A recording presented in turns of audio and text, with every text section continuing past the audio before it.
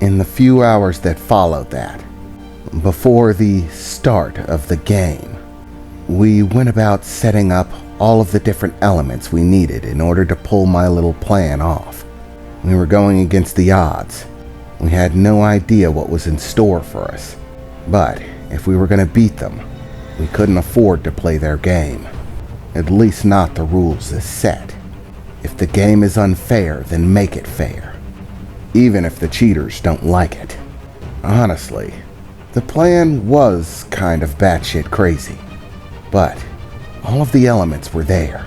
With a little bit of fine-tuning, we worked it out so that it should work perfectly, if nothing goes horrendously wrong. But it was my best chance at making it through this alive, especially considering we don't know what they're gonna throw at us.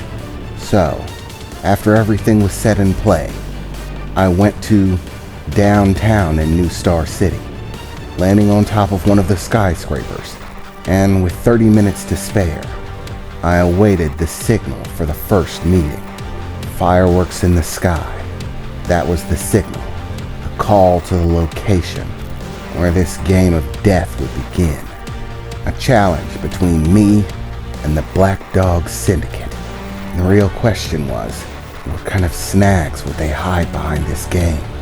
I doubt it's going to be as clear as simple as they are making it out to be. As I waited on the rooftop, I did everything I could to spend every moment that I had trying to suss it out, figure out what their end strategy could be. Hopefully, they were just stupid, and they'd want to lure me into an outright fight. But they're criminals. Just because they are criminals doesn't mean they're dumb. Put enough monkeys together and they'll figure out how to move a big rock. Even if they're stupid individually, if they bounce enough ideas around, they could come up with something pretty clever. With as many members as they have, there was no time to be lax. But regardless of how hard I thought, there were just too many possibilities. I couldn't come up with anything. Or should I say, I came up with a lot of possibilities, but with no certainty of which one it was going to be, and no way to read into it. I was basically stuck. A wait-and-see game, where the rules only become clear once you've already started playing. And as I sat there on the top of that skyscraper, staring out at the skyline, finally, I saw it. A smattering of fireworks in the distance. This one appeared to be in New Star City Park. Green fireworks lit the skyline, bursting in the distance. As, with no more time left to think, I unfurled my wings and took off, soaring in the direction of those fireworks. I have no long idea how long they're going to keep them up. They might try to lure me in with them, but then catch me by surprise. There's really no telling. All I can do is show up and hope. Soon enough, I cleared most of the skyscrapers inside of the main city and began passing over the green landscape of the park. Large segments of woods with some sparse trees dotted about for decoration, a large pond. A nice place that people usually come to walk their dogs, have picnics with their family. But I have a sneaking suspicion that after tonight it's going to need some renovation. As I approached, the fireworks continued to spur off, bursting into the distance. As I saw the location that they were coming from, I swooped in, landing, and there, in a clearing in the park, stood a smattering of individuals. It looked like 4 of them, standing there calmly as the fireworks went off in the skyline above, alighting the entire area in a green glow. The sound of popping explosions going off in the sky overhead. Well, looks like he showed up. Good thing, too. These fireworks were about to run out, he said, as the last few of them fired off their shots. Finally, the explosions overhead stopping. Well, welcome to the first segment of our little game, heavy metal. Chump, a man in the background announced. You're probably wondering where the switch is at, right? he said as he stepped forward. The group looked mixed. There was a man who seemed to be fairly fit, not wearing a shirt. His expression amongst the group actually took me off guard a bit. He looked as if he didn't really want to be there. Almost sad. Oh, don't get that look. Remember, play by the rules, and everyone gets to live, the lead individual said, looking over to him. You're a very important part of our little plan, Simon. Play along.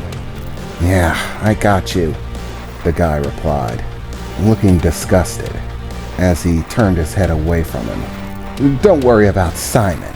He's one of our, well, less than voluntary contributors. Less than voluntary? I replied, feeling disgusted myself. What the hell do you mean, less than voluntary? Well, as you might know, being a symbiote user yourself, it's not about just being alive. In order to be picked by a symbiote, you sort of have to fit a bill. Before, we sort of had time to suss things out. Pick the right people. But with you out there on the streets, we needed to start boosting our numbers. And since not everybody is an appropriate candidate, we've had to start enlisting outside help. You might call it, he said as I began looking over the other two. Some chick that looked like she was from a biker gang, and right next to him an obvious thug, most likely used to be a gang member. You see, being that it's hard to collect appropriate symbiote users, we've had to start sending in people that aren't exactly criminals, having them get a symbiote, and then applying a little leverage. In the case of Simon here, it's his dear little sister. He plays along with us, or she sort of gets the axe, if you feel me. Getting my drift? He said laughingly. You're disgusting, I said as I stared him down. So he's nothing more than a prisoner, an enslaved soldier for your little army. Yeah, you got that right, the man replied with a smile on his face. And there are plenty more where he came from. But his unique abilities are going to be useful in this first little game. I hope you weren't expecting this whole thing to be fair, now were ya? Of course not. A scum like you, why would I ever expect it to be fair? So, what's the deal? I exclaimed, looking at him angrily. Well, it's simple, Mr. Heavy Metal. We're gonna play ourselves a little game. Let's call it one-shot tag. The rules of the game are simple. You get one shot, and I'm the target. You have to take me out.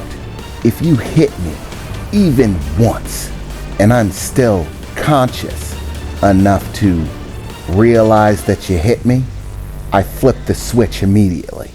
The mayor goes bye-bye and the game's over.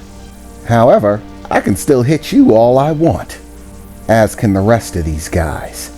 Oh, and if you get any sneaky ideas about thinking that you can just take the switch away from me without taking me out, be aware that we got people watching, people with special talents for stuff like that. Any tricky business, and once again, the mayor goes bye-bye. You play by the rules, no exceptions. So, heavy metal chump, do you understand the rules of the game? Yeah, I think I got it. I can only hit you once. If it's not a knockout blow, then you flip the switch. If I try to cheat, you flip the switch. If I pass gas, you flip the switch. Take a piss in the wrong direction, you flip the switch. I get it. Freaking tool. You so suck. That's the worst thing about this, is that you suck, and you don't realize you suck. What kind of asshole actually enjoys this? Sticks and stones, heavy metal. Everybody's got to get their kicks some way now, don't they? Now, with all the explanation behind us, I think it's time to play the game.